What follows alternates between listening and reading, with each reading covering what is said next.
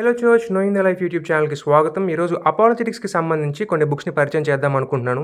So, basically నేను apologetics వైపు draw కానప్పటికీ, మీలో కొంతమందికి అపాలజెటిక్స్‌కి సంబంధించినటువంటి సోర్సెస్ మేబీ మీకు చాలా హెల్ప్ అయ్యేటటువంటి అవకాశాలున్నాయి. అందుకోసమనే మీ యొక్క లైబ్రరీని ఫిల్ చేసుకోవడానికి ఒక డైరెక్షన్‌ని కల్పించడం కోసం కొన్ని అపాలజెటిక్స్ బుక్స్‌ని నేను సజెస్ట్ చేద్దాం అనుకుంటున్నాను. సో, ఫస్ట్ మనకి బైబిల్ ఏం చెప్తుందో అర్థమైనట్లయితే మనకి ఆబ్వియస్‌గా మిగతా విషయాల్ని మనం ట్రాక్ చేయడం చాలా చాలా ఈజీగా ఉంటుంది. కాబట్టి బైబిల్‌ని అర్థం చేసుకోవడానికి ఫస్ట్ ఈ యొక్క బుక్‌ని నేను సజెస్ట్ చేస్తున్నాను. ఇది hard sayings of the Bible అనమాట. సో, బైబిల్‌లో ఉండేటటువంటి కొన్ని వచనాలు అర్థం చేసుకోవడానికి చాలా క్లిష్టతరంగా ఉంటాయి. మనకొచ్చే క్వెషన్స్‌కి ఆన్సర్స్ తెలుసుకోవడం అనేది చాలా డిఫికల్ట్‌గా ఉంటుందనమాట. అలాంటి పరిస్థితుల్లో ఈ యొక్క బుక్ ఏం చేస్తుందంటే, ఆ వచనాలన్నిటిని స్కాలర్లీ లెవెల్‌లో మనకి డీల్ చేస్తూ దానికి సంబంధించినటువంటి ఆన్సర్స్‌ని ప్రొవైడ్ చేసే ప్రయత్నం చేస్తుందనమాట.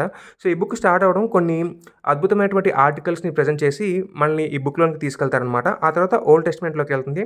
తర్వాత న్యూ టెస్ట్‌మెంట్‌లోకి వెళ్తుంది. ఓల్డ్ టెస్ట్‌మెంట్‌లో ఉండేటటువంటి ప్రతి ఒక్క వచనానికి, అంటే ప్రతి వచనం కాదు గానీ హార్డ్ సేయింగ్స్‌గా ఉండేటటువంటి ప్రతి ఒక్క వచనంకి వెళ్ళి దాన్ని డీల్ చేస్తూ కల్చరల్‌గా, హిస్టారికల్‌గా, సోషల్‌గా అన్ని రకాలుగా డీల్ చేస్తూ మనకు ఆ వచనాల్ని అర్థం చేయించే ప్రయత్నం చేస్తుంది. Same with new testament as well. So, ఇనీషియల్‌గా మనం చూసుకున్నట్లయితే చెప్పా కదా, చాలా ఆర్టికల్స్ ఉంటాయని. సో, ఇలాగా మనకి ఆర్టికల్స్ అన్నిటిని ఇవ్వడం జరిగింది. తర్వాత డైరెక్ట్‌గా మనకి వాళ్ళు జెనసిస్‌లోకి వెళ్ళిపోవడం జరిగింది. సో, జెనసిస్‌లో కూడా ఏ అధ్యాయంలో ఏ వచనం మనకి డిఫికల్ట్‌గా ఉంటుందో వాటిని వీళ్ళు ఎక్స్‌ప్లోర్ చేసే ప్రయత్నం చేస్తున్నారనమాట. చూసారా, 430 years for the 4 generations. See comment on Exodus 6:16-20. So, ఇలా ప్రతి ఒక్క డీటెయిల్‌ని డిఫికల్ట్‌గా ఉండేటటువంటి ప్యాసేజ్‌ని అర్థం చేయించడానికి మనకి ఈ యొక్క బుక్ చాలా హెల్ప్ అవుతుంది. ఇది కాకుండా మీకు సింపుల్‌గా అర్థం కావాలనంటే ఈ బుక్‌ని మీరు తీసుకోవచ్చు. సో, ఇది చాలా ఫేమస్ బుక్ అనమాట. కేస్ ఫర్ క్రైస్ట్ అనేది. సో, ఇందులో జీసస్ క్రైస్ట్‌కి సంబంధించినటువంటివి, న్యూ టెస్ట్‌మెంట్‌కి సంబంధించిన రిలయబిలిటీకి సంబంధించినటువంటివి కొన్ని స్కాలర్స్ ఎవరైతే ఉంటారో ఆ స్కాలర్స్ చెప్పినటువంటి ఇన్ఫర్మేషన్‌ని బేస్ చేసుకొని ఈ యొక్క బుక్‌ని రాయడం జరిగిందనమాట. సో, మీరు కంటెంట్స్ చూస్తే మీకు ఆల్రెడీ అర్థమైపోయే అవకాశాలున్నాయి.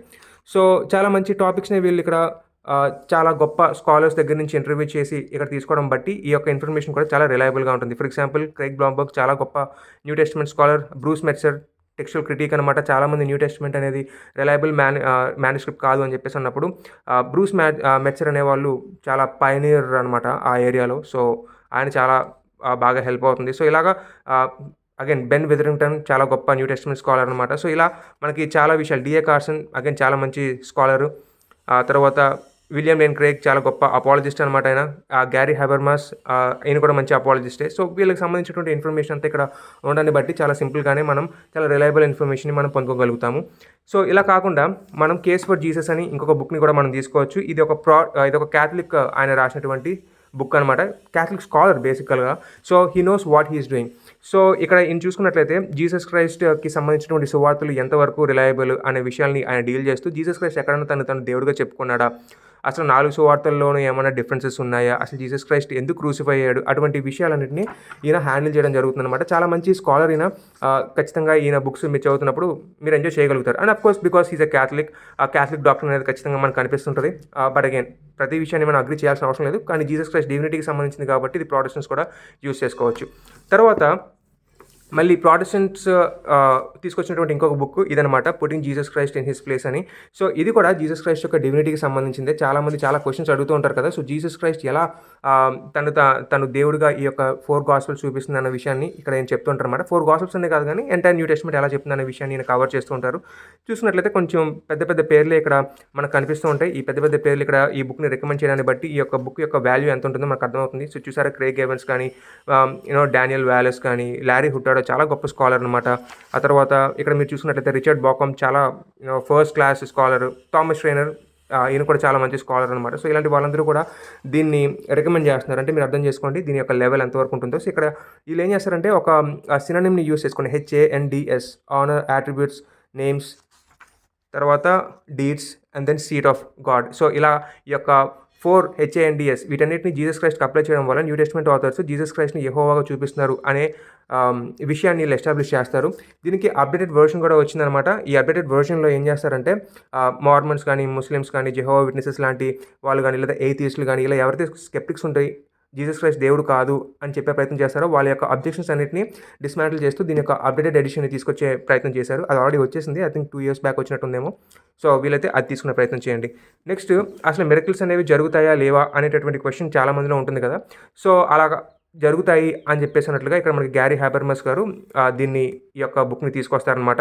సో, మీరు చూసినట్లయితే మిరకిల్స్‌కి సంబంధించినటువంటి చాలా విషయాలు ఇక్కడ క్లియర్ కట్‌గా ఉంటాయన్నమాట. సో, దాని యొక్క డేవిడ్ హ్యూమ్ ఇతని గురించి మనం ఇంతకుముందు ఆల్రెడీ పాత వీడియోస్‌లో డిస్కస్ చేసాము. సో, అతని యొక్క ఇన్‌ఫ్లూయెన్స్ ఎలాగా మోడర్న్ స్కెప్టిక్స్ మీదకొచ్చింది. మిరకిల్స్ అనేవి జరగడానికి ఎక్స్ట్రార్డినరీ ఎవిడెన్సెస్ కావాలి అని చెప్పేసి అంటుంటారు. What are those extraordinary evidences that they would feel convinced అని ఇలా చాలా క్వెషన్స్ ఉంటాయి. ఆ డీటెయిల్స్ అన్నిటిని ఇక్కడ వీళ్ళు డిస్క్రైబ్ చేస్తుంటారనమాట. సో, మీరు చూస్తున్నట్లయితే ఇక్కడ మనకి ఈ యొక్క టాపిక్స్‌ని బట్టి మనం చూసినప్పుడు మనం వీళ్ళు ఎటువంటి టాపిక్స్‌ని కవర్ చేశారో మనకు అర్థమవుతుంది.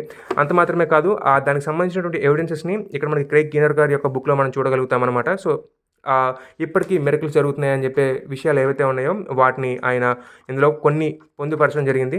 సో, వీటిని కూడా మీరు చదవచ్చు. సో, ఇలా మిరకిల్స్ అనేవి జరుగుతాయి అని చెప్పేసి మనం ఒక కేస్‌ని ఎస్టాబ్లిష్ చేసినప్పుడు రెజరెక్షన్ అనేటటువంటి మిరకిల్ జరగడానికి కూడా ఆస్కారం ఉంది. అంటే సూపర్ న్యాచురల్ రెల్మ్ ఉంది అనేది మనం ఒకటి ఎస్టాబ్లిష్ చేసే ప్రయత్నం చేస్తున్నాం. సో, మిరకిల్స్ అనేవి చాలా మటుకు మన యొక్క ఊహకు అందనటువంటివి కాబట్టి ఒక సూపర్ న్యాచురల్ రెల్మ్ అనేది ఉన్నట్లయితే ఖచ్చితంగా ఈ రిజరెక్షన్ అనేది సూపర్ న్యాచురల్ ఈవెంట్ కాబట్టి రిజరెక్షన్ జరగడానికి అవకాశాలు ఉన్నాయి అన్న విషయాన్ని మనం ఎస్టాబ్లిష్ చేసినప్పుడు చాలా ఈజీగా అవతల వాళ్ళు అర్థం చేసుకోవడానికి ఒక బ్రిడ్జ్‌ని మనం కలిగించినట్లు అవుతుందనమాట. సో, అందుకోసం ఈ బుక్స్ మీకు హెల్ప్ అయ్యే అవకాశాలు ఉంటాయి. సో, కోల్ క్రేజ్ క్రిస్టియానిటీ ఏం చేస్తుందంటే న్యూ టెస్ట్‌మెంట్ యొక్క రిలయబిలిటీ అలాగే జీసస్ క్రైస్ట్ యొక్క రిజరెక్షన్‌కి సంబంధించినటువంటి ఇష్యూస్‌ని ఇక్కడ డీల్ చేసే ప్రయత్నం చేస్తారు. సో, ఈ ఆథర్ ఎవరైతే ఉన్నారో ఈ ఆథర్ ఇంతకు ముందు డిటెక్టివ్ అనమాట. ఆయన తన యొక్క డిటెక్టివ్ స్కిల్స్‌ని ఉపయోగించుకుంటూ ఈ యొక్క న్యూ టెస్ట్‌మెంట్‌ని చూస్తున్నప్పుడు ఈ యొక్క న్యూ టెస్ట్‌మెంట్ యొక్క రిలయబిలిటీ ఎంతవరకు బెటర్‌గా ఉంది అండ్ దెన్ అందులో ఉండేటటువంటి విషయాలు ఎంతవరకు మనం వాస్తవికాలని విశ్వసించొచ్చు. అసలు ఆ యొక్క డిటెక్టివ్ స్కిల్స్‌ని ఉపయోగించుకుంటున్నప్పుడు మనం ఎంత కాన్ఫిడెంట్‌గా న్యూ టెస్ట్‌మెంట్ యొక్క రిలయబిలిటీని, జీసస్ క్రైస్ట్ యొక్క రిజరెక్షన్ యొక్క రిలయబిలిటీని మనం నమ్మొచ్చు అనే విషయాన్ని ఎక్స్‌ప్లెయిన్ చేస్తూ రాస్తారనమాట. చాలా మంచి క్రిస్టియన్ అనమాట.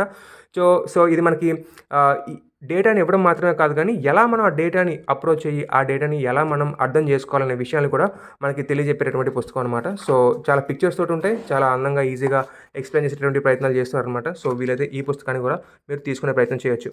ఇక ఫైనల్లీ మనం వెళ్తే the case for resurrection of Jesus Christ. So, ఇందాక మనం చదివినటువంటి పుస్తకాల ద్వారా డాక్ట్రినల్లీ మనం ఆల్రెడీ చూసేసాం. జీసస్ క్రైస్ట్ దేవుడు అనే న్యూ టెస్ట్‌మెంట్ ఎలా చెప్తుందో మనం చూసాం. అలాగే న్యూ టెస్ట్‌మెంట్ యొక్క క్లెయిమ్స్ ఏవైతే ఉన్నాయో రిజరెక్షన్‌కి సంబంధించి అసలు సూపర్ న్యాచురల్ రెల్మ్ ఉందా లేదా అనేటువంటి విషయాల గురించి ఆల్రెడీ మనం ఇందాక చదివినటువంటి పుస్తకాల ద్వారా తెలుసుకున్నాం. అంటే ఉంది అన్న విషయం కంక్లూషన్‌కి వచ్చే విధంగా మనం ప్రిపేర్ అయ్యాం. ఇప్పుడు జీసస్ క్రైస్ట్ రిజరెక్ట్ అయ్యాడు అని చెప్పడానికి ఉండేటటువంటి ఆర్గ్యుమెంట్స్ ఏంటి అన్న విషయాల్ని ఇక్కడ ఈ బుక్ చదవడం వల్ల మనకు తెలుస్తుందనమాట. ఇది మాత్రమే కాదు, జస్ట్ ఒక బుక్ మాత్రమే, ఇది ఎప్పుడో పాత ఎడిషన్. ఇది కాకుండా అప్డేటెడ్ వెర్షన్ కూడా వచ్చింది. మీరు కావాలంటే ఆ వెర్షన్ కూడా తీసుకునే ప్రయత్నం చేయొచ్చు. సో, ఇందులో వీళ్ళు రిజరెక్షన్‌కి సంబంధించినటువంటి ఆర్గ్యుమెంట్స్ ఏంటి, దాన్ని ఎలా మనం అర్థం చేసుకోవచ్చు అనే విషయాన్ని కూడా ఎక్స్‌ప్లెయిన్ చేస్తూ జీసస్ క్రైస్ట్ రిజరెక్ట్ అయ్యాడు అని చెప్పడానికి ఎక్కువ పాసిబిలిటీస్ ఎందుకున్నాయి అనే విషయాన్ని ఇక్కడ ఈ బుక్ ఎక్స్‌ప్లోర్ చేస్తుందనమాట. సో, ఇది కూడా మంచి స్కాలర్స్ రాసినటువంటి పుస్తకమే కాబట్టి ఇది కూడా మీరు మీ యొక్క లైబ్రరీలో యాడ్ చేసుకోవచ్చు. ఇది కాకుండా అసలు న్యూ టెస్ట్‌మెంట్ క్రిస్టియన్‌డమ్ లేదా క్రిస్టియానిటీ ఎలాగా ఈ ప్రపంచానికి మేలు చేసింది అనే విషయాన్ని తెలుసుకోవాలనుకునేటప్పుడు ఈ బుక్స్‌ని మీరు తీసుకునే ప్రయత్నం చేయొచ్చు. టామ్ హాలండ్‌ది సో, చాలా పెద్ద బుక్ అనమాట. ఇది మీరు తీసుకోవచ్చు. క్రిస్టియానిటీ ఎలాగా ఈ లోకానికి బెటర్‌గా ఉపయోగపడిందని చెప్పి అనడానికి. అలాగే ఇది కూడా షార్టర్ వెర్షన్, లైటర్ వెర్షన్ అనమాట. చాలా సింపుల్‌గా ఉంటుంది. ఇది ఏమైతే చేస్తుందో అదే పని ఇది కూడా చేస్తుంది. ఇప్పుడు మనం అనుభవించేటటువంటి చాలా భోగాలు ఏవైతే ఉన్నాయో ఫ్రీడమ్ ఆఫ్ స్పీచ్ కానీ, లేదంటే కైండ్‌నెస్ అని ఉండాలని కానీ, లేదా ప్రోగ్రెసివ్‌గా ఉండాలి, అలాగే ఈక్వాలిటీ అని కానీ, వీటన్నిటిని కూడా క్రిస్టియానిటీనే తీసుకొచ్చింది అనే విషయాన్ని ఎస్టాబ్లిష్ చేస్తూ ఇక్కడ ఈయన పుస్తకం రాయడం జరిగింది. అలాగే ఈ బుక్‌ని నేను ఇంతకుముందు వేరే వాళ్ళు రిఫర్ చేస్తూ చూశాను. ఇది ఇంకా చదవలేదు నేను. ఒకవేళ కావాలనుకుంటే ఇది కూడా మీరు చదివే ప్రయత్నం చేయొచ్చు.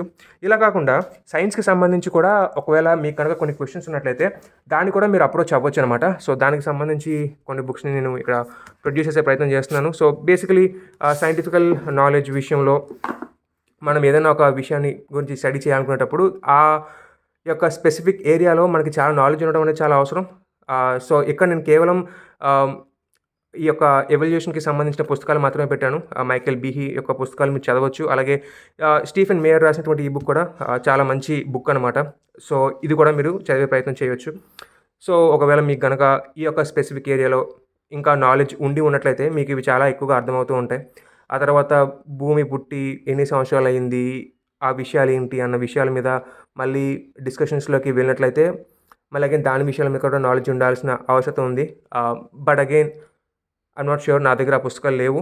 కాబట్టి నేను దాన్ని సజెస్ట్ చేయలేకపోతున్నాను. బట్ ఈ బుక్స్ అయితే నా దగ్గర ఉన్నాయి. And then these were credible. So వీళ్ళిద్దరు కూడా మంచి they know what they speak. So కాబట్టి ఈ బుక్స్ని నేను రికమెండ్ చేస్తాను. Again by no means I say that these are sufficient. మీరు డీపర్గా వెళ్ళాలనుకుంటే చాలా చాలా డీప్గా వెళ్ళొచ్చు, చాలా చాలా లిటరేచర్ ఉంది. బట్ ఒకవేళ మీ కాలింగ్ అదే అని మీకు అనిపిస్తున్నట్లయితే మంచి క్రిస్టియన్గా ఉండి తర్వాత ఒక మంచి అపాలజిస్ట్గా ఉండే ప్రయత్నం చేయొచ్చు. బట్ అగైన్ ఏ చేయాలన్నా కానీ ముందు మనకు బైబిల్ అర్థం కావాలి కాబట్టి ఫస్ట్ సెక్షన్లో ఇందాక నేను చెప్పినట్టు బైబిల్ని కనుక మీరు ఎక్కువగా అర్థం చేసుకునే ప్రయత్నం చేయగలిగినట్లయితే then rest of the things would be very very easy. ఒకవేళ మీరు కనుక ఈ ఏరియాలో ఉన్నట్లయితే లైక్ లెట్ అస్ సే ఈ యొక్క స్పెసిఫిక్ ఎవల్యూషన్కి సంబంధించినటువంటి స్టడీస్ని మీరు చేసినట్లయితే మీరు ఒక మంచి క్రిస్టియన్గా ఉంటూ ఈ స్పెసిఫిక్ ఏరియాని మాత్రమే మీరు ఫోకస్ చేయడానికి అవకాశం ఉంటుంది. లేదు మీరు ఇంకెక్కడో ఇస్రోలోనో నాసాలోనో పనిచేసినటువంటి వ్యక్తులుగా ఉండి చాలా గొప్ప నాలెడ్జ్ని ఆ ఏరియాలో స్పెసిఫికలీ సంపాదించుకున్నట్లయితే నాలెడ్జ్ని, దెన్ డెఫినెట్లీ మీరు ఒక మంచి క్రిస్టియన్గా ఉండి ఇందాక నేను చెప్పినట్టు hard sayings of the Bible అని లేదా జీసస్ క్రైస్ట్కి సంబంధించినటువంటి విషయాల మీద వాటన్నిటి మీద పట్టును సంపాదించుకొని తర్వాత స్పెసిఫికలీ మీకున్న స్పెసిఫిక్ ఫీల్డ్లో ఉన్న ఎక్స్పర్టీస్ని ఉపయోగించుకొని మీరు మీ బైబిల్ని డిఫెండ్ చేయగలిగేటటువంటి పరిస్థితి ఉంటుంది. సో అలా కూడా మీరు వెళ్ళొచ్చు అనమాట. సో ఒక అపాలజిస్ట్గా అన్ని నేను కవర్ చేస్తాను అనుకుంటే మేబీ అది అవ్వకపోవచ్చు. బట్ దేవుడు మిమ్మల్ని ఎందుకు పిలిచాడో మీకున్న న్యాచురల్ స్కిల్ ఏంటో చూసుకొని దాన్ని బేస్ చేసుకొని మీరు అలా ముందుకెళ్తే మీకు చాలా హెల్ప్ అవుతుంది. లైక్ ఇందాక నేను చెప్పా కదా కోల్డ్ కేస్ క్రిస్టియానిటీ అని చెప్పేసి ఉన్నటువంటి ఈ వ్యక్తి ఎవరైతే ఉన్నారో ఈయన ఒక డిటెక్టివ్ అనమాట. సో ఒక డిటెక్టివ్గా ఆయన పనిచేస్తున్నారు కాబట్టి ఆయన తర్వాత బైబిల్ని తెలుసుకోవడం అండ్ దెన్ ఆ డిటెక్టివ్ స్కిల్స్ని ఉపయోగించి ఈ పుస్తకాలు రాయడం బట్టి మనం ఎలా ఆలోచించాలి, న్యూ టెస్ట్మెంట్ ఎందుకు రిలయబుల్గా ఉంది అని చెప్పి మనం తెలుసుకోగలుగుతున్నాం. బట్ ఈయన ఒకవేళ నేను ఎవల్యూషన్ గురించి మాట్లాడతాను అని అంటే మేబీ అందులో అంత గొప్ప ఎక్స్పర్టీస్ నేను చూపించలేకపోవచ్చు. బికాస్ ఇతని ఎక్స్పర్టీస్ అందులో ఉంది, డిటెక్టివ్ స్కిల్స్లో ఉన్నాయి, ఎవల్యూషన్లో లేదు. కాబట్టి మనం ఈయన ఆ స్పేస్లోకి అడుగు పెట్టకుండా ఉండి ఎవరైతే నిజంగా క్రైస్తవులుగా ఉండి అందులో ఎక్స్పర్టీస్ కలిగి ఉన్నారో అందులోకి వెళ్తే బెటర్. ఇప్పుడు వీళ్ళు ఎవరైతే ఉన్నారో వీళ్ళు నిజంగా ఆ ఏరియాలో చాలా సిగ్నిఫికెంట్ అమౌంట్ ఆఫ్ ఎక్స్పీరియన్స్ కలిగినటువంటి వ్యక్తులు అనమాట. నిజంగా వీళ్ళ పనే అది. కాబట్టి వీళ్ళు మంచి క్రైస్తవులుగా కూడా ఉన్నారు, అలాగే లీడింగ్ సైంటిస్టులుగా ఉన్నారు. కాబట్టి వీళ్ళు ఈ స్పెసిఫిక్ ఏరియా గురించి మాట్లాడితే క్రెడిబుల్గా ఉంటుంది.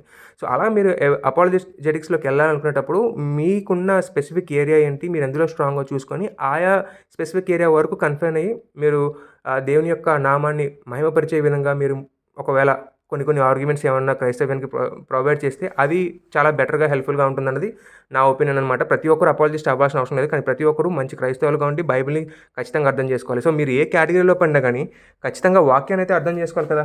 మరి వాక్యాన్ని అయితే అర్థం చేసుకోవాలనుకుంటే వాక్యాన్ని చదవాల్సినటువంటి పరిస్థితి ఉంటుంది.